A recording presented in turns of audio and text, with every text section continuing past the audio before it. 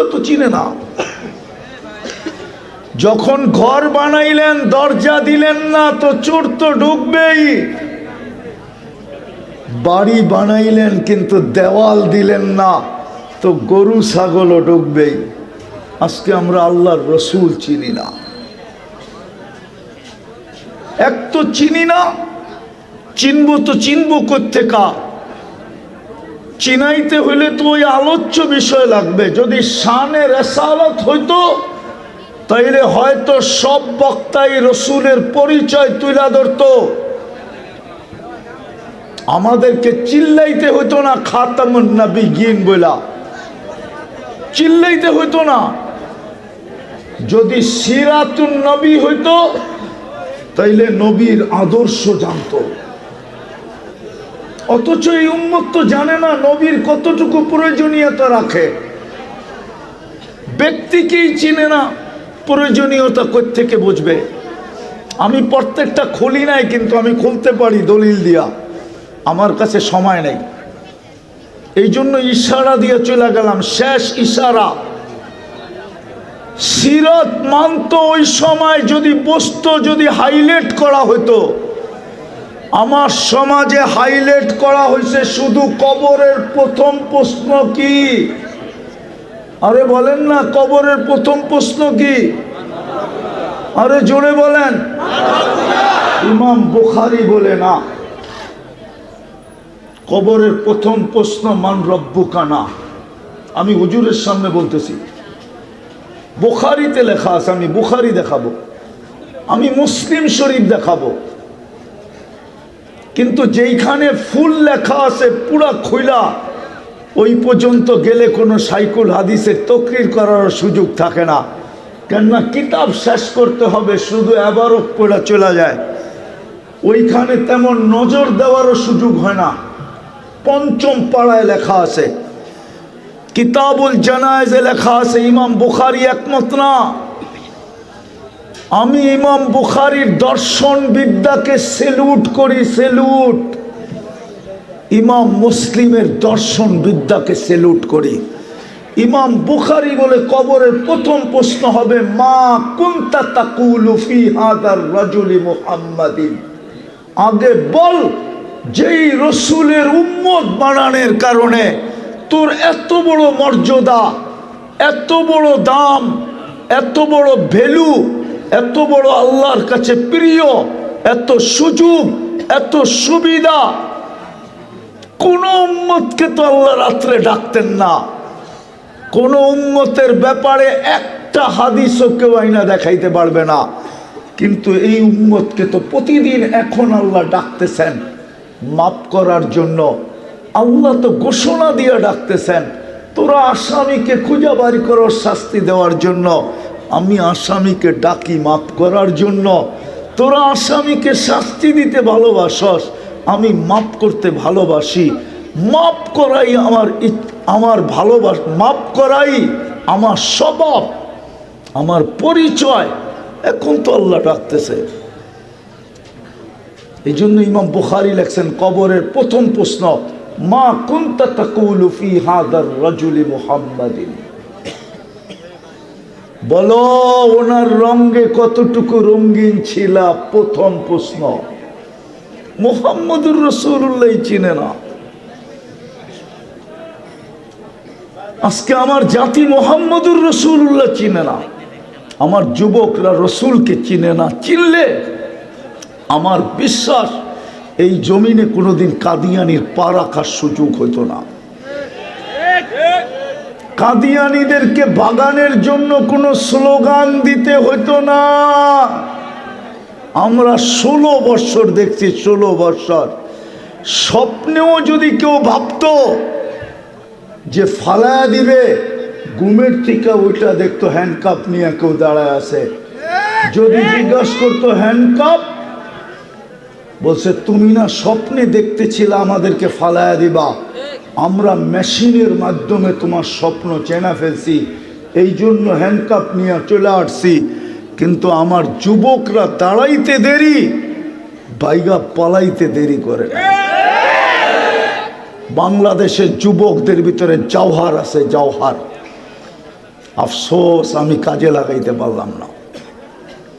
আমি চিনি আমার যুবকদেরকে, এই জন্য চিনি। আমি 103টা দেশের যুবক দেখছি, আর আমার দেশের যুবকও দেখতেছি, এই জন্য আমি তুলনা করতে পারি। আমি 7 মহাদেশের যুবক দেখছি, আর আমার যুবকও দেখতেছি, এই জন্য আমি তুলনা করতে পারি। আর আমি জানি আমার যুবকদেরকে নিয়ে কোথায় গবেষণা হইতেছে, যুবকরাও জানে না, আমি জানি। আমার যুবকদেরকে নিয়ে কোন কোন দেশে গবেষণা চলতেছে, যে বাংলাদেশের যুবকদের ভিতরে কি রত্ন লুকানো আছে। গবেষণা চলতেছে, গবেষণা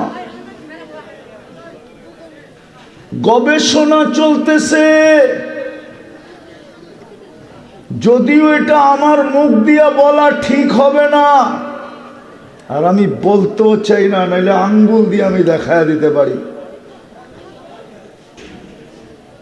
আঙ্গুল দিয়ে আমি দেখায় দিতে পারি, আঙ্গুল দিয়া।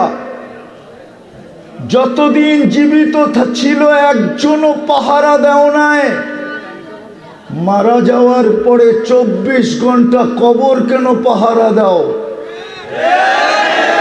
এইখানেও কোনো একটা কিন্তু আছে, হয়তো কোনো ইঙ্গিত আছে, এটাও আবার হারায়া যায়, গবেষণা কেন্দ্রে চলে না যায়, ওইখানে নিয়ে এটাকে গবেষণার পাত্র না বানায়া দেয়, যে এইটার ব্রেনের মধ্যে ছিল তো ছিল কি,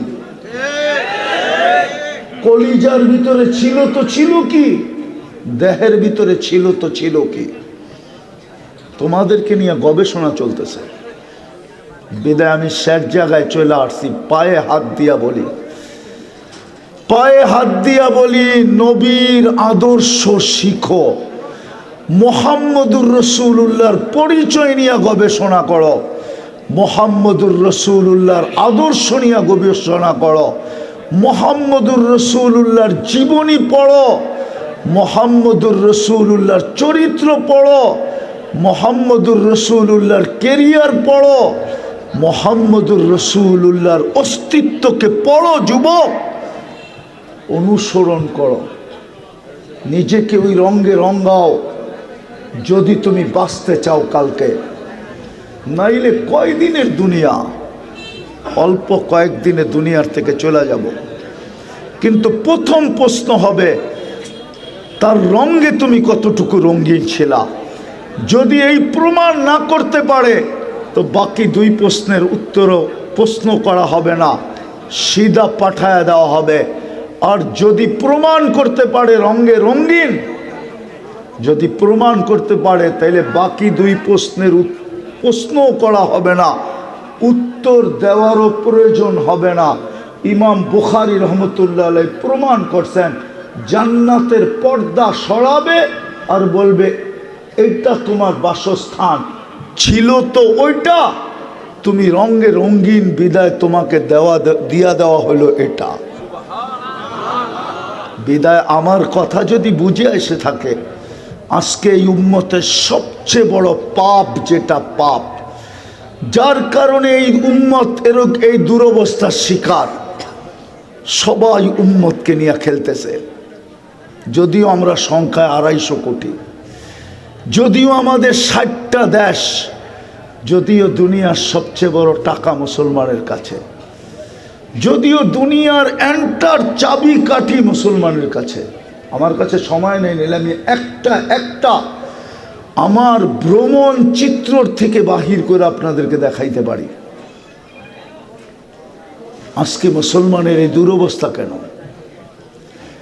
আমি যদি আল্লাহকে প্রশ্ন করি, আল্লাহ একজনের জন্য ফেরেশতা পাঠাইলেন, কিতাবে লেখা পাই, আমাদের উস্তাদরা আমাদেরকে পড়াইলেন, একজনের জন্য ফেরেশতা, ফিলিস্তিনের 30 লক্ষর জন্য ফেরেশতা আসে না কেন? আমি যদি আল্লাহকে প্রশ্ন করি, আল্লাহ তো উল্টো আমাকে প্রশ্ন করে। আল্লাহ তো বলে, তুই বল ডেলি 5 বার আমি ডাকি, 90 বার তো মসজিদে আসে না। বুঝলাম ফজরে দোকান বাজার বন্ধ থাকে, কিন্তু 4 ওয়াক্ত তো পরাণগঞ্জের বাজারওয়ালারা পরাণগঞ্জের বাজারের পরাণে থাকে। জোহর, আসর, মাগরিব, এশা। বলেন আজান হইতে দেরি পরাণগঞ্জের বাজার বন্ধ হইতে দেরি হয়? বন্ধ হয় দোকান? হ্যাঁ, কে পারে না পরাণগঞ্জের এই গলিয়ালারা যতগুলা দোকান আছে আজান হইতে দেরি, দোকান রেখা মসজিদে যাব কি করা? প্রত্যেকে যদি 2 দিক থেকে চাটাই বিছায় তাইলে এই গলির ভিতরে কি নামাজ হইতে পারে না? না পারে না? পারে। কিন্তু কয়টা দোকান বন্ধ হয়? ডাকে কে? আরে জোরে বলেন, কে ডাকে? 90 ওয়াক্ত নামাজ পড়ে না। আপনার জন্য ফেরেশতা পাঠায় তো পাঠায় কি করে? আল্লাহ তো আমাকে এটাই বলতে চায় যে তুই আমার উপরে আঙ্গুল উঠাস, আমি একজনের জন্য ফেরেশতা পাঠায় দিলাম, 313 জন্য ফেরেশতা পাঠায় দিলাম। আজকে